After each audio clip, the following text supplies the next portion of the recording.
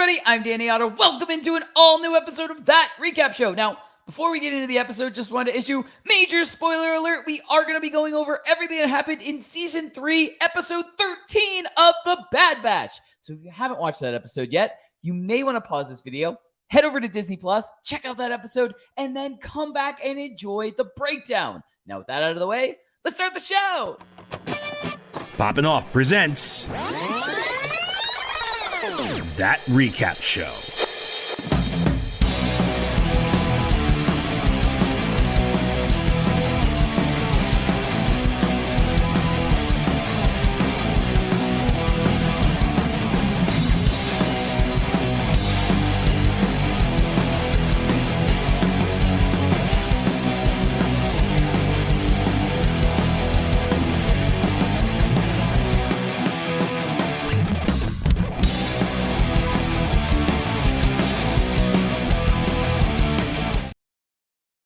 All right, joining with me to break down everything from Season 3, Episode 13 of The Bad Batch, it's Jon Jon Rico! Hello. Hello! I just realized this. You have all green background, I have all blue background.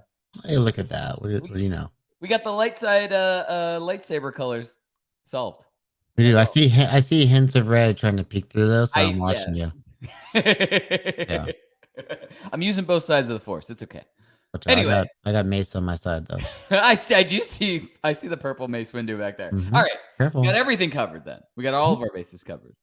But Bad Batch episode 13. Yes. Lots of things. I feel like this is like the suspenseful before like everything like all out happens to like the end. So like this is like, you know, it's fun. Yeah, the ramp up. Yeah, the ramp up. That's the word. That's exactly what I was looking for. Speaking of ramp or ram, I have to bring up Car ramrod. Car ramrod. You get it? Yeah, I got it. Car ramrod. No, I have to bring up Rampart because I just love like I like his dynamic with the guys because they're just like that was great. Yeah, he's just like, you guys are below or like beneath me, and just like I know how to carry myself. You're the ones that are going to stand out like overheated Gamorreans. Shit like that, as he's a prisoner who was on a like service prison place, like type of thing. You can take him out of the Empire, but you can't take the Empire exactly. out of Rampart. Yeah. Exactly. But I like when they're explaining the plan, and his biggest concern about the plan is when he sees the ranking on the uniform that they stole for him, and it's not the correct like admiral ranking or something like that. He was like, yeah, this is captain's uniform. I was a vice admiral. Exactly. That was like the biggest hang up he had. Not that, hey, what if somebody recognizes me and realizes that I was, you know, captured like a prisoner? Yeah. Like, scapegoated in this massive scandal. Yeah. Exactly. Like, you think that would be kind of like knowledge that would be around like Empire guards and, you know, just stuff like that. But anyway, yeah, I had to point that out. That was like one of the things that just kind of like made me chuckle a little bit. But Rico, what were some of your instant reactions for episode 13? Yeah, this was a pretty straightforward episode. We get to do a little jumping back and forth because we get some stuff between Omega and the kids, of course, and then we also get a nice little mission with the main Bad Batch crew as well. With Echo. Echo's back in this episode, and it's really great to see him again. But yeah, so I love the Omega scenes. They really give me like some Shawshank Redemption vibes, but it also really reminds me mostly of Andor, the whole prison sequence. That whole arc of that show was just phenomenal. One of my favorites of the entire series, and some of my favorite just like Star Wars content overall. So if you haven't watched Andor, first of all, what are you doing? But yeah, that's just like great television just waiting for you. So yeah, go join that. But yeah. And the episode also just gives me a lot of reminders of other Star Wars series, like Rebels and The Mandalorian, where we're always seeing like our heroes kind of go undercover in these little Empire settings and kind of escaping by, like hoping they don't get caught. So we see it with the Bad Batch here in The Mandalorian. We see it when him and Mayfeld go into like the one Imperial area, and that's when they have that whole conversation. So that's a whole great sequence. And then the Rebels did it all the time during the show. Like that was just one of their favorite things to do. So yeah, I just like when Star Wars just kind of does these little fun adventure missions like this, just like the Prison Break last week. They're always kind of mirroring past stories in fun ways with different characters, and it's never boring.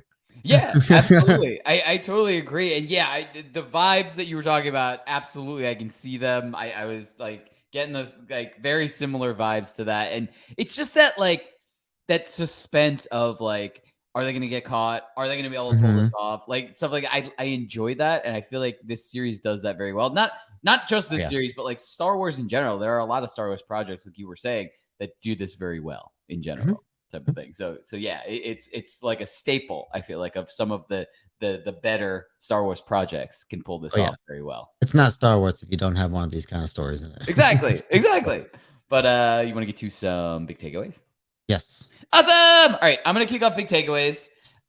Just by like you were saying, and this is why I wanted to kick off takeaways because it kind of goes along exactly what you're saying. We got a little bit of what's happening with Omega, and we got a little bit what's happening with Bad Batch, like with the crew. And what's really cool in this setting, and I know you've said it in the past, and how Omega has learned all of these different skills from, not only the members of the Bad Batch, but other members, like other people that she's like come in contact with as she's been growing up and stuff like that. She's been learning all of these different skills.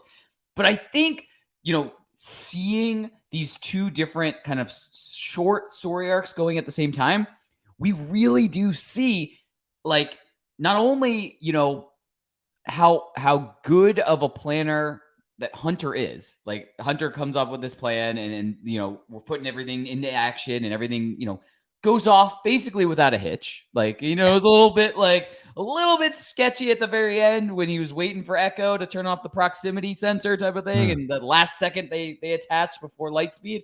But it's really cool that we kind of see both stories happening at the same time, so that we also see that Omega has picked up these planning skills that Hunter has, and she's like, going through the process of the plan that she has to making this escape plan. And so we get to see like how she has learned from Hunter and how she has all this planned out. She already, she's been there for a couple of days, maybe at this point.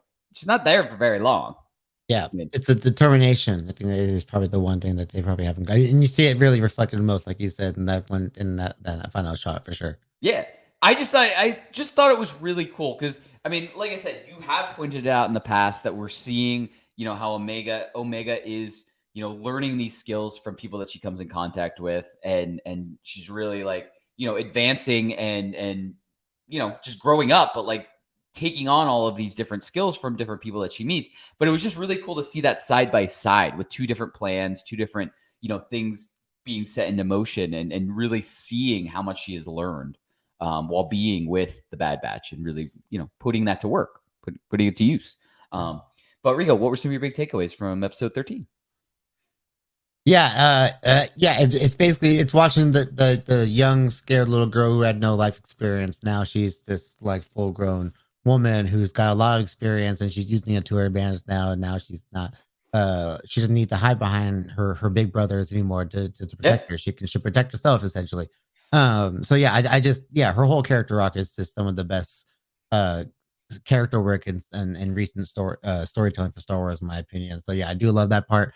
But some of the stuff in this episode that kind of got to me here was seeing the Bad Batch scrub their armor clean of all of its kind of like individuality when they were going to be like undercover as Rampart security detail.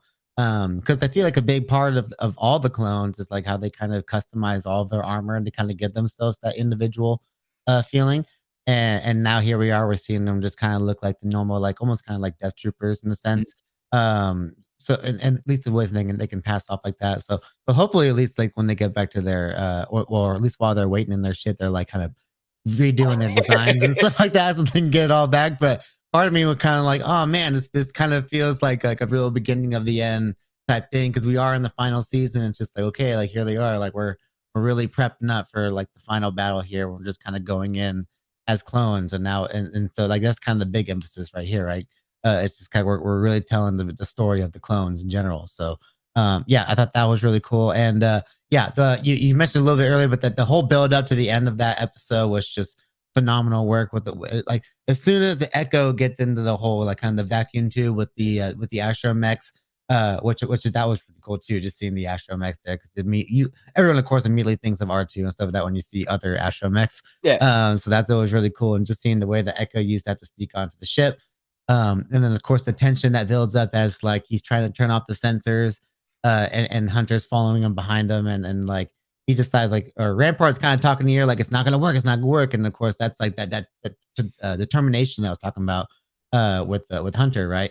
Like he's so determined to get back to Omega and find Tantus that he's gonna go just on instinct, and it pays off for him because I love the way they intercut the way like that the trooper comes in and kind of interrupts Echo, and you have no idea if he like finished the job or not. Right.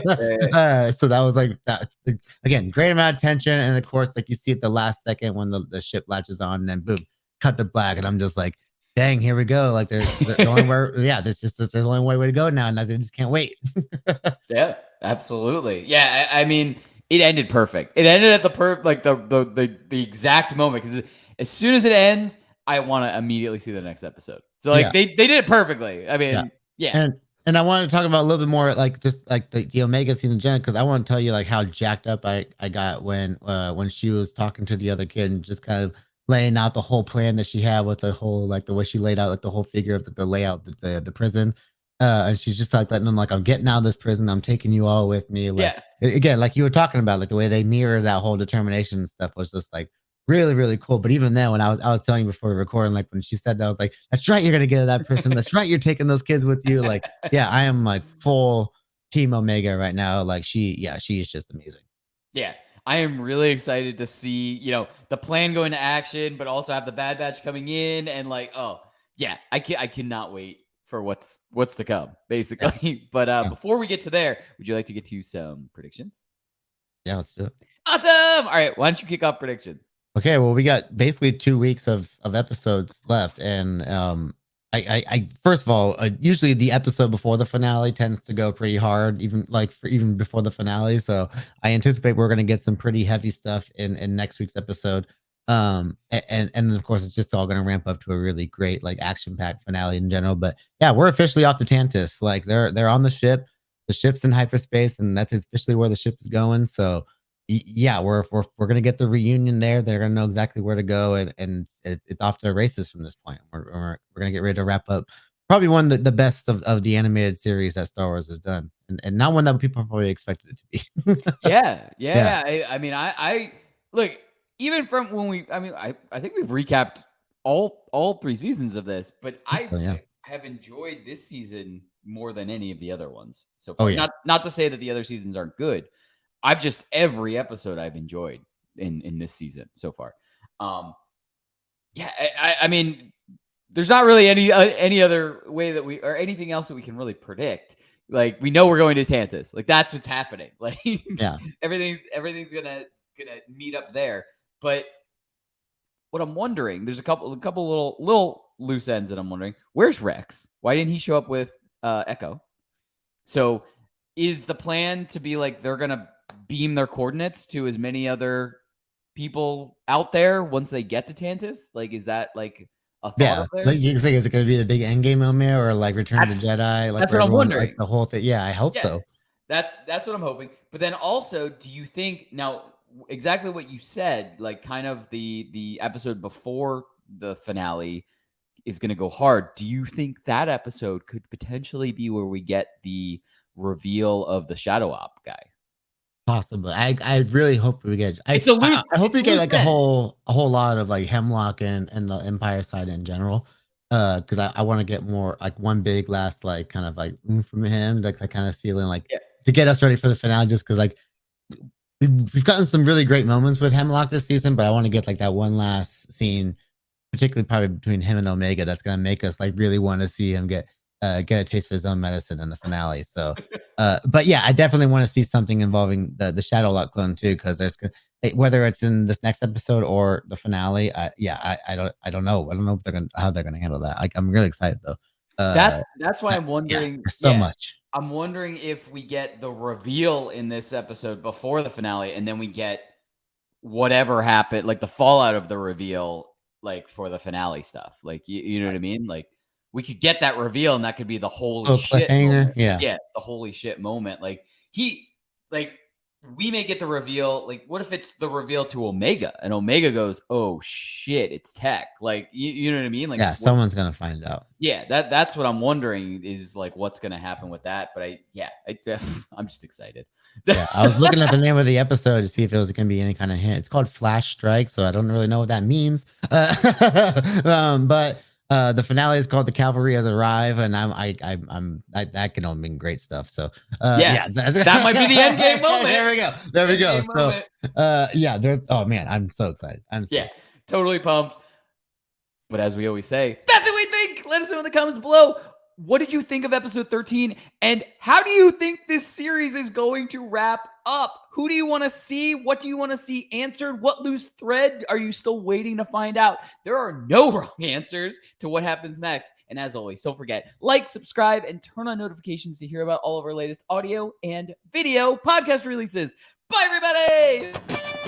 Popping Off presents That Recap Show.